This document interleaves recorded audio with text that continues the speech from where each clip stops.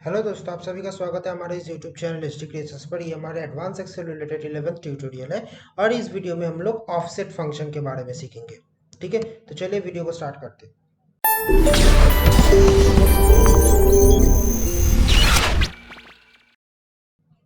देखिए, ऑफसेट एक ऐसा फंक्शन है जो फंक्शन बेसिकली एक्सेल में रेंज को रेफर करने में काम में यूज होता है। ठीक है, इसके पहले हम लोग एक फंक्शन देखे थे जो था इनडायरेक्ट फंक्शन, जो बेसिकली किसी टेक्स्ट नेम के बेसिस पे उसका जो रेफर रेंज है उस रेंज को रेफर करता है। बट ऑफसेट एक ऐसा फंक्शन है जो बेसिकली विदाउट एनी टेक्स्ट वो सिर्फ और सिर्फ रेंज रेफर करता है बेस्ड ऑन सम नंबर्स। किस तरीके से, चलिए आपको एक्सेल में ले जाता हूँ समझाने के लिए।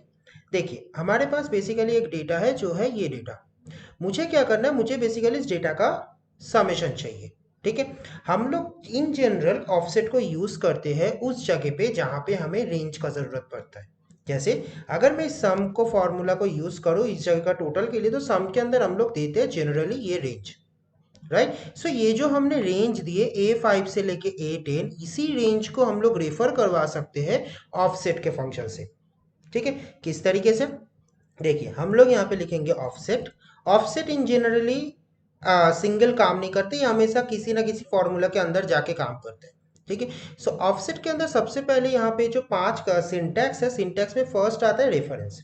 रेफरेंस का मतलब क्या है? रेफरेंस का मतलब है कि आपका जो अल्टीमेट डेस्टिनेशन है, डेस्टिनेशन रेंज है, उस डेस्टिनेशन रेंज तक पहुंचने के लिए आप कहाँ से स्टार्टिंग करना चाहेंगे। जैसे अगर मैं आपको सिंपल लैंग्वेज में समझाऊं कि दुनिया पे आप कहीं पर भी जाना चाहते हैं, फॉर एग्जांपल आप मुंबई जाना चाहते हैं, फॉर एग्जांपल आप अहमदाबाद जाना चाहते हैं, गुजरात जाना चाहते हैं, दिल्ली जाना चाहते हैं, कहीं पर भी जाना चाहे, आपका एक स्टार्टिंग पॉइंट होना चाहिए कि आप कहाँ से स्टार्टिंग करेंगे। तो ऑफसेट भी सबसे पहले ये हमसे पूछता है कि हमें स्टार्टिंग कहाँ से करना है। सो स्टार्टिंग के लिए मैं इस पूरे एक्सेल शीट का कोई भी सेल को यूज कर सकता हूँ। चाहो तो मैं इस सेल को यूज कर सकता हूँ, चाहो तो मैं इस सेल को यूज कर सकता हूँ, इवन मैं जहां पे मेरा डेस्टिनेशन पॉइंट है मैं उसी का सामने का सेल को भी यूज कर सकता हूँ। ठीक है, सो फिलहाल मैं यूज करता हूँ एक दूसरा सेल जो है बेसिकली मान लीजिए ये वाला सेल जो है C4। तो मेरा स्टार्टिंग होगा यहाँ से, मेरा अल्टीमेट डेस्टिनेशन है यही वाला रेंज, इसमें कोई डाउट नहीं है, बट मैं स्टार्टिंग करना चाहता हूँ यहाँ से। ठीक है, अब यहाँ से अगर मैं स्टार्टिंग करता हूँ तो मेरा रो एंड कॉलम, ये जो दो सिंटैक्स है, ये दो सिंटैक्स बेसिकली हेल्प करता है कि कौन सा मेरा डेस्टिनेशन पॉइंट है, उस डेस्टिनेशन पॉइंट तक पहुंचने के लिए इन डायरेक्शन। सो रो मतलब करेंटली मैं हूँ फोर्थ नंबर के रो में, मेरा जो स्टार्टिंग पॉइंट है वो है फोर्थ नंबर के रो पे, बट मेरा डेस्टिनेशन पॉइंट स्टार्टिंग हो रहा है फिफ्थ नंबर के रो से। इसका मतलब एक रो एक्स्ट्रा, सो 1। कॉलम्स, करेंटली मैं हूँ C number column, that is third column, but मेरा डेस्टिनेशन पॉइंट चालू होगा A नंबर के कॉलम्स, दैट इज इस कॉलम से इस कॉलम तक जाने के लिए मुझे पीछे दो कॉलम जाना है, दैट मीन्स -2। अगर आगे जाना होता तो पॉजिटिव, जैसे हम लोग रो के लिए लिए, क्योंकि रो में हमें आगे जाना है इसलिए हमने पॉजिटिव लिए, और कॉलम में हमें पीछे जाना है इसलिए हमने नेगेटिव लिया। तो इसका मतलब एक सेल अभी कहाँ पे पहुंच गया, ये 10 नंबर के रो पे। ये 10 नंबर का जो रो है, ये 10 जो 10 लिखा हुआ है सेल में, फिफ्थ नंबर का रो A5, इस सेल में पहुंच गया। अब मुझे उसको बताना है कि यहां से लेके कितना तक मेरा रेंज है। तो बेसिकली मेरे रेंज में कितना नंबर है, 6 नंबर है, तो हाइट में आ जाएगा 6।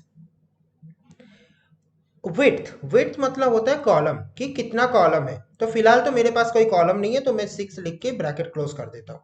देखिए, अगर मैं आपको इस फॉर्मूला को F9 से एग्जीक्यूट करूँ, सी वही सारे नंबर्स है, 10 20 30 40 50 60। ठीक है, तो वही सारे नंबर्स है। अगर मैं यहाँ पे, यहाँ से मैं अगर इस डेटाबेस को कंटिन्यू करना चाहूँ, हालांकि इस डेटाबेस का कोई समेशन नहीं होगा, बट स्टिल मैं यहाँ से बैठे बैठे इस डेटाबेस को,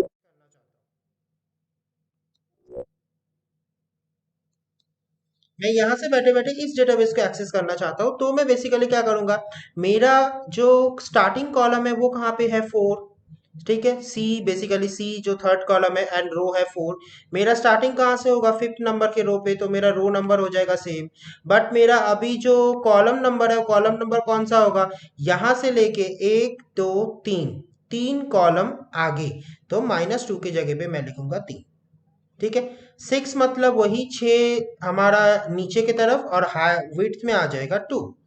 ठीक है। अभी देखिए अगर मैं इसको लेता हूँ ऑफसेट को और एग्जीक्यूट करता हूँ F9 से, सी A10 B20 C30 up to F60।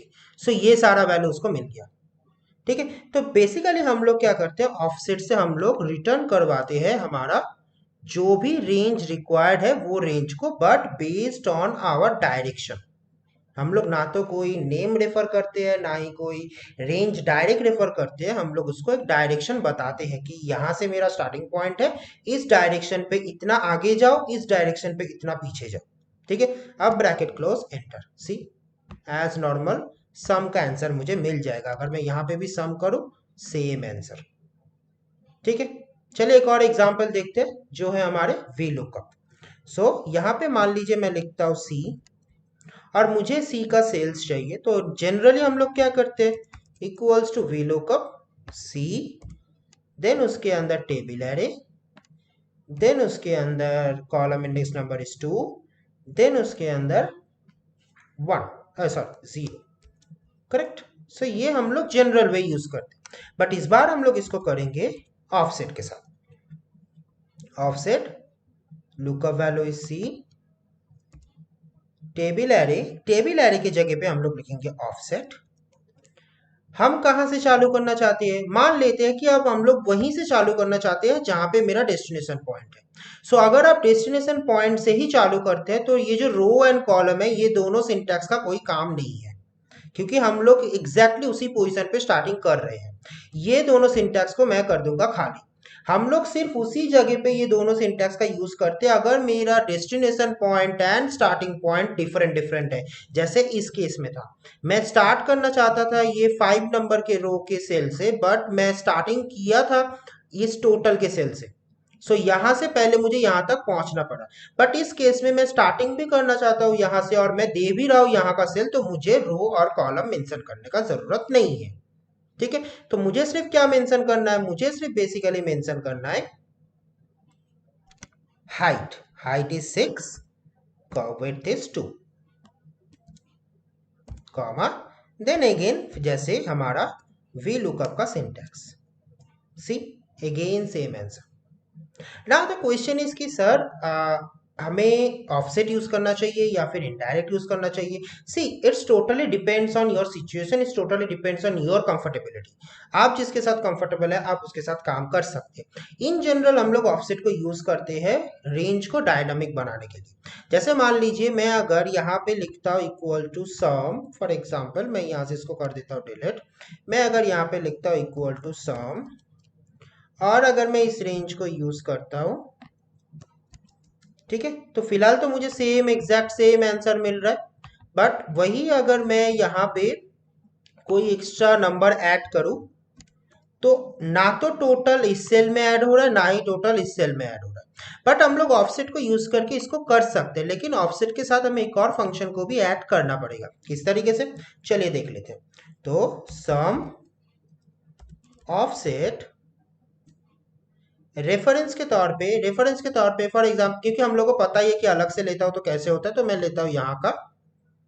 सो ये मेरा स्टार्टिंग पॉइंट, यहाँ से मुझे एक रो जाना है नीचे और 2 कॉलम जाना है पीछे, तो मैं पहुंच गया 10 के नंबर के सेल पे। ठीक है। यहां से अभी हाइट कितना होगा, अभी हाइट तो बेसिकली डायनामिक है, क्योंकि कभी 7 होगा, कभी 8 होगा, कभी 9 होगा।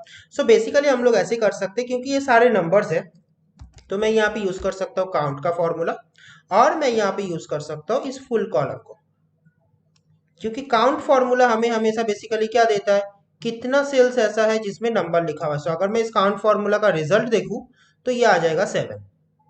ठीक है। तो काउंट दिस ब्रैकेट क्लोज, सम का ब्रैकेट क्लोज, एंटर, सी 280। अभी देखिए आप यहाँ पे नंबर को ऐड कीजिए, 80 90 100 120। आप जैसे जैसे नंबर लिखते जाएंगे यहाँ पे एडिशन होता जाएगा। हालांकि हम लोग रेंज को डायनामिक बनाने के लिए टेबल का यूज करते हैं ज्यादातर time, table is the more better way, but still हम लोग के पास एक फॉर्मूला है जिससे हम लोग रेंज को भी डायनामिक कर सकते हैं, जो है ऑफसेट। ठीक है। सो आई थिंक ऑफसेट के बारे में जो भी चीजें था वो आपका क्लियर हो गया। तो चलिए मिलते हैं आपसे नेक्स्ट वीडियो में।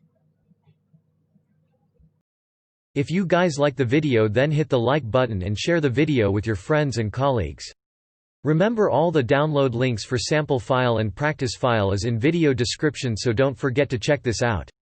Also, if you are newer in this channel, subscribe our channel and press the bell icon to get future updates.